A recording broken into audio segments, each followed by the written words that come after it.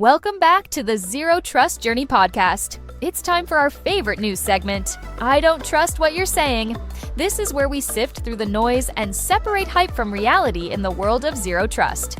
In this segment, we explore the latest headlines, hot topics, and emerging trends related to zero trust, expertly curated and dissected by our industry specialists. Because when it comes to zero trust, you shouldn't believe just anything you hear. You should trust what truly matters. Now, let's dive into the latest rumbles and rumors shaking up the zero trust space. Welcome to I Don't Trust What You're Saying, where we share the latest zero trust news along with our candid opinions. I'm Laura Cantor, your host for today, and joining me are our guests, Dr. Manga and Zach Pugh from the Zero Trust Journey podcast. Stay tuned as we break down these developments and what these developments mean for the future of Zero Trust Journey. So, Defense.gov is reporting that the DoD affirms zero trust architecture to secure warfighter. Victor, Zach, what's your take on this? Yeah, when I read this article, I think that this is just another testimonial that that DoD is really serious about it. First of all, they started the journey in 2022, and they're about to complete in 2027. Out of the whole 152 security activities, they have completed 91, so that's excellent. They are actually about 60% done, and they still got 2 more years to go. So, Zach, I don't know, what's your take on it? It feels all very positive and in a good positive direction. Yeah, I agree. And, first up, the DoD in this article emphasizes that the fundamental reason why we're all on this journey is to prevent adversary data theft and protect our warfighters. And, being a veteran myself, that's near and dear to my heart is making sure that our warfighters are protected. So that's a big component of this. And when we're thinking about the ambitiousness of the DoD here, I think back to Flank Speed and all the success that they had there. But they're demonstrating with this a concrete roadmap towards a more resilient defense against cyber threats that would compromise sensitive weapon system details, personnel details, whatever it may be. But it's a proactive approach that's acknowledging the persistent danger of network infiltration and the potential consequences associated with stolen information there. Thank you. And if I may ask, would you say this has been improving with our new Department of Defense Secretary Hegseth? Has he been taking especially a more vigorous approach? I'm not sure necessarily to this article. I know these kind of projects have been involved for a very long time here. So I think we may be too early to tell on this administration and the impact on these particular projects. But in terms of this one, it's been ongoing for quite a while, and the DoD's made really large strides there already. I'm just encouraged by the news that's coming out on the success that they're having and the continual plans that they're engaging in. Great. Thank you so much, Zach. And next up, Meritalk is reporting that the Department of Defense's OT Zero Trust strategy is under review. It's expected by August. Dr. Manga, what do you feel about this? Well, having gone through IT, IoT, OT security in the world of security, where it's not apples to apples. All the time, we always think that IT can be just translated into OT security. So again, it's another positive testimonial from the DoD perspective that they're considering OT zero trust strategy as well. So far, what we have seen out there is IT zero trust strategy. However, really good to look at proactive timeline, because I think in the article they mentioned by August. I want to see how this works out, because OT integrations have its own challenges, because there's a legacy OT involved, and what needs to be actually considered when it comes to the zero trust, how to actually apply those controls. So I'm interested to see what that means. In the article, they mentioned that the zero trust IT strategy involved 91 activities versus the OT strategy may require about 35 to 40. So about half of what you have in IT, you will see in OT. My take is very similar to yours. I mean, it underscores the importance of tailoring, which we've talked about before on the podcast. Your zero trust principles to different environments, and in this case, we're talking about OT. And there are pretty unique challenges in securing legacy OT systems that have been in place for often, decades. And so developing specific guidance that the article indicates is expected by August, that's a pretty necessary step towards a comprehensive zero trust posture. And we'll see what comes of this. There have been some industry stabs at some OT guidance before, so I'll be interested to review the final output here. But it's always the aim of stop the adversary, and these specific environments present some unique challenges that haven't been addressed well in zero trust before. Great, thank you. And now Defense Scoop is reporting that Army's Unified Network Plan 2.0 prioritizes zero trust. which I would assume that's a positive outcome. I would, in my humble opinion. Zach, let's go with you first. Do you Yeah, agree? I absolutely agree. And I think Okay. what I took away from this one is it's showcasing how things are being operationalized within different branches. We've seen some stuff come out of the Navy, this one's specific to the Army's Unified Network Plan. And it's showcasing that it's not a theoretical framework. It's the way that they're approaching this is a strategic guide to how the Army is going to move and secure data in the contested environments that we face today. And this is a build on their 2020, and it reflects a data-centric approach over those traditional perimeter defenses. Victor, I'd love your thoughts. Yeah, I'm going to be honest here. I actually didn't know the Unified Network Plan, the original one, at all. So I spent some time to actually read through it, and then I read the Unified Network Plan 2.0. One thing really stuck out, and that we could use it in the private sector as well, where they actually outline in the PDF. If you just Google Army's Unified Network Plan 2.0, there's a PDF out there as well.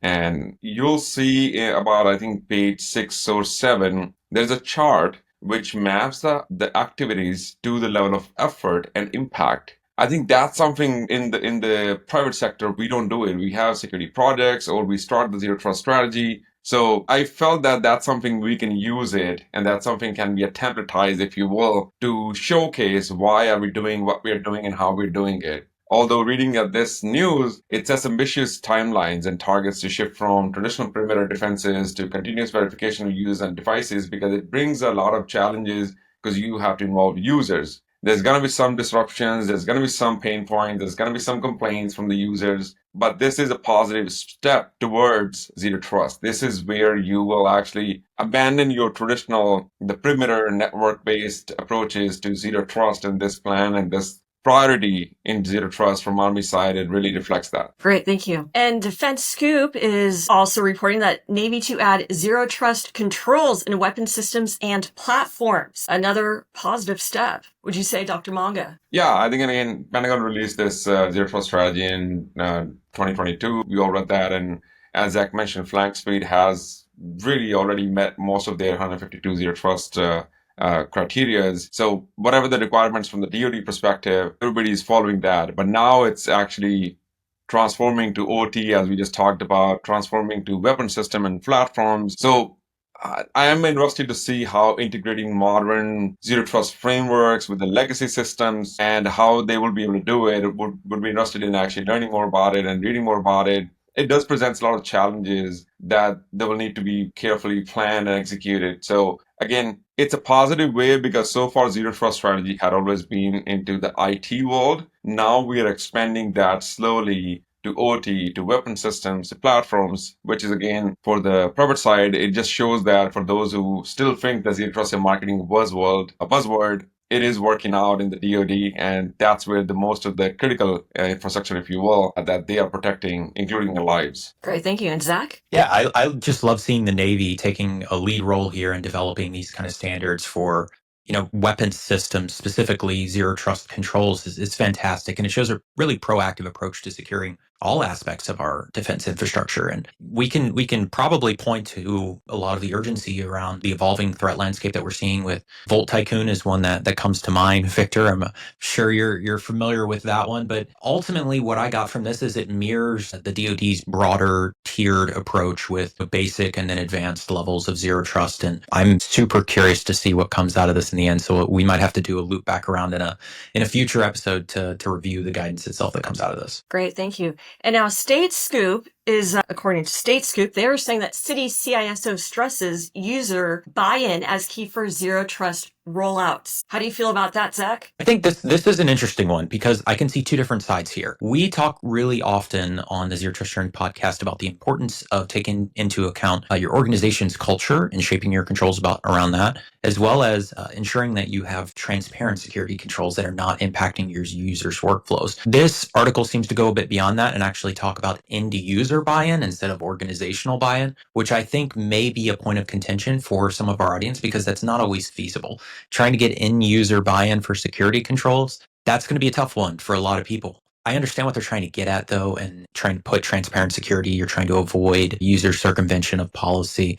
I get all of that. My main takeaway was potentially there is a little bit of a contention that may be sourced from this particular article that end user buy-in may not be possible for all organizations, but the end goal remains the same there. Thank you. And Dr. Manga? Yeah, exactly what Zach said. When you look at zero trust strategy, there's one spectrum where the zero trust strategy, the owner or the key stakeholder won't involve anyone, and the zero trust strategy is built in a silo. That's one spectrum, and that's consistently failing. The other side is where this article is actually pointing out, where let's actually add user acceptance as part of the essential key component for effective zero trust rollouts.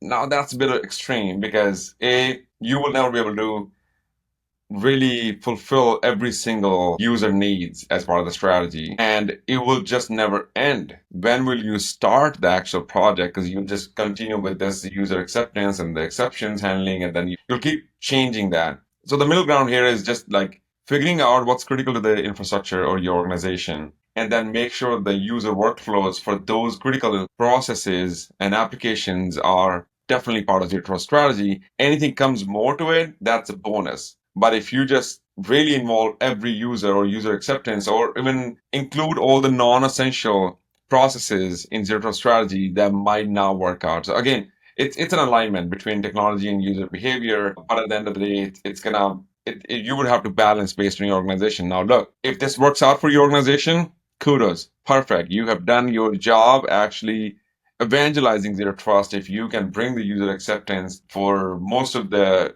departments into the zero trust strategy and rollouts. But if not, there is a middle ground. And again, we talk about it. There is no 100% of the zero trust. Just start somewhere and keep evolving it. It's a journey. It's not a summit that you achieve one day and then you're off you go. You're going to have to keep evolving this. So that's where I would do it, or I would start. Okay. I actually have a side question. Do you remember the CrowdStrike outage? Yes. July. Would zero trust, would that have had any type of impact? I mean, I don't know if they're related at all, but would that have been beneficial for CrowdStrike? Because that impacted airports, hospitals, you name it. Yeah, I'll give my take and pass it on to Zach.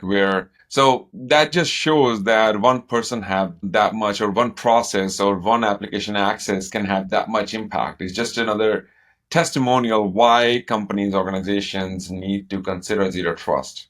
Because had it have layered approach because of the impact, had it have approval system or escalation system, or even a continuous verification, it wouldn't have happened. Maybe. Again, it depends on the strategy. But the point I'm trying to make here is that if one application access from a user can have this much impact, it shouldn't be this easy to actually cascade the effect. It should have been a little bit more layered approach. It should have been a little bit more rotation of duties, or rotation of or separation of duties, where if the coder actually pushed the code, then it goes to level 2 for review, maybe go into the testing, and maybe go into all of that was bypassed, or whatever that was. But it just shows that if they had zero trust, or maybe they did, maybe one of the things were not considered. Again, I'm not trash talking CrowdStrike here, but the point is something was not done right here. So Zach. Yeah, I think you hit the nail on the head, Victor. What my takeaway from that is, it would be, it would not be good for us to sit up here and say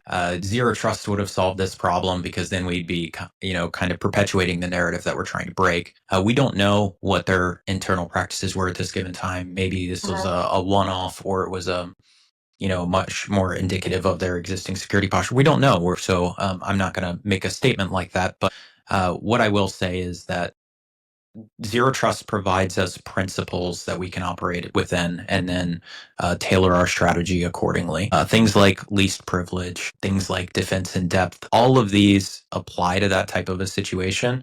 I can't say one way or another, though, if it would have necessarily prevented something like that from happening. Great, thank you. Verizon Business launches Zero Trust Suite for mid-sized firms. That's according to RCR Wireless. Zach, what's your point of view? Yeah, I think this just provides an example of how the commercial sector is making zero trust principles within products more accessible. I want to stray away from calling things a zero trust product. We hype on that a lot, but this highlights the growing recognition of zero trust as a fundamental security need across different scales of organizations, different sectors of commercial business, emphasizing secure pathways and access mechanisms rather than just the traditional perimeter. And Verizon talks about uniting ZTNA with other security services in a single console, and their goal being to simplify adoption and protect against threats like stolen creds. And recently we had a guest on the podcast and we were talking about the source of web applications being back to stolen creds. And Verizon highlights that within this article as well, in that 77% of basic web application attacks, source back through to stolen creds. Great, thank you. Dr. Manga? Yeah, when I read the article, and I have watched Sunil, the CISO of Washington, D.C., he made great points about bottom-up zero trust approach, where he mentioned that we're talking to individuals as users as opposed to an executive or a CISO. So it's, again, that balance we just talked about, that user acceptance is essential, but making sure that what you are looking at from user perspective, their functions and their application access, make sure you really understand that so that you don't disrupt it as part of your strategy. You don't add more steps to do their day job and reduce the productivity. So this really talks about that engaging employees at the right time is key to overcoming zero trust resistance, because they are part of it. They're part of the critical conversation. But at the same time, if we just continue having a conversation, don't move any strides, that's also bad. But I'm not saying they did that here, but this is just, again, point I'm trying to make is that Sunil talked about talking to the right departments, talking to the right users, and getting their buy-in early on instead of starting in an executive room that, hey, this is what the strategy is. It just signifies the point where users have to be involved, especially the critical applications or the processes that company has to actually go through to actually make money or whatever the mission is. Now, according to SC World, industry leaders challenge norms at Zero Trust World 2025. Zach, how do you feel about this? It just offers a broader industry perspective. And, it reminded me when reading through this that at the core of it, it's just shifting away from the old style of, a default allow and we're going to deny things here and there, to moving to a default deny. And it's just a call for a simpler, more effective measure like allow listing to prevent malware, ransomware, and, it questioning the status quo in the cybersecurity spending resonates with that idea of a strong zero trust posture. What was your take, Victor? Yeah, I have not attended all the sessions at Zero Trust World 2025, but some of the things that I've read, and especially in this news from SC World, is the leaders, industry leaders, are really challenging exactly what you said, the traditional models, and they want to work on zero trust strategy. They want to implement it. Now, look, there is a mass out there that still don't believe that zero trust is a thing or it can help their organizations. But those who are on the journey or who understood what zero trust brings, even though they don't want to use the name zero trust, they might use their own creative names within their organizations. The strategy is there. It is we are not trusting any device user. It's not about the human trust. It's really about what's going on within the organization on the cyber or digital wires. So this is where, just having that approach where I'll control everything in that perimeter with the firewalls and EDRs. Now it's beyond that. So again, seeing some of the sessions or read some of the sessions, I haven't had all of it, but it just talks about that, exactly what you said. The emphasis is on default deny. By default, you don't have access to it. You're not entitled to anything. You will get access to what you need to do your day job, nothing more, nothing less. Great, thanks. Yeah, Victor. One more thing, Laura. Sorry. I wanted okay. to comment on what Victor was mentioning, talking about the human nature. And I think one of the things that I took away from this was they were really trying to highlight that foundational principles were just as crucial as the advanced technologies that we're seeing nowadays. So it's a balancing act of there's all of this cool new tech, but if you're not getting the foundations right, then it doesn't matter. Yeah, that's a great segue to what else but artificial intelligence. SC World, they wrote that AI-driven threat detection and zero trust enhanced cloud security. Zach, how do you feel about that? Well, the first thing I took away was the pretty shocking figure that came out of this one, in the $10.5 trillion annually of rising cybercrime. I think it was shocking, but not shocking at the same time, because we can all turn on the news and see what's happening, but the sheer volume there, it's a very profitable business. But it highlighted the strengthening synergy between these two modern security approaches when we're combining AI-driven real-time threat detection and continuous verification and microsegmentation of zero trust.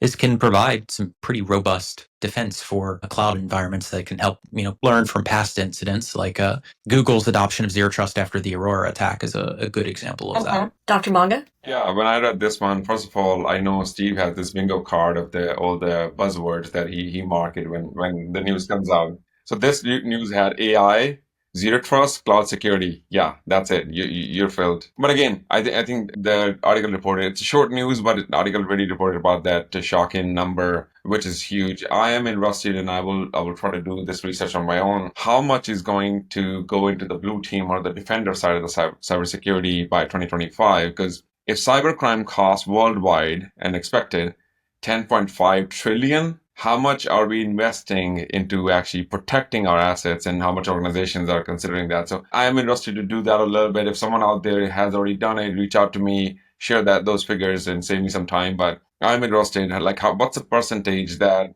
we, the defenders, the blue teamers, are considering to actually invest into cybersecurity to save our organizations and prevent from cybercrime? With all this evolving technology and AI, zero trust journey is more vital than ever. It has to be. I mean, from other, threats from other countries, even individual hackers, they're so sophisticated now. It's very scary out there for the common person like me, just using a laptop and even a smartphone. Well, that's it for today. Thank you so much, Zach and Dr. Victor Manga. Your viewpoints were incredible. They were essential. I learned so much from everything that you said today. And we hope viewers out there feel the same. I'm sure you do. Thanks again for watching Zero Trust Journey. I'm Laura Cantor. Take care. Thanks for joining us on Zero Trust Journey. If this episode sparked new ideas or gave you practical insights, be sure to like, subscribe, and share it with your network. Your support helps us continue bringing you valuable conversations and real-world stories. We'd love to hear from you. Share your feedback or even your own zero trust journey by reaching out to us. Your story could inspire others in the community. Stay tuned for more expert insights, compelling stories, and actionable advice to help you advance your zero trust strategy. Until next time, stay curious and keep making progress on your zero trust journey. See you in the next episode.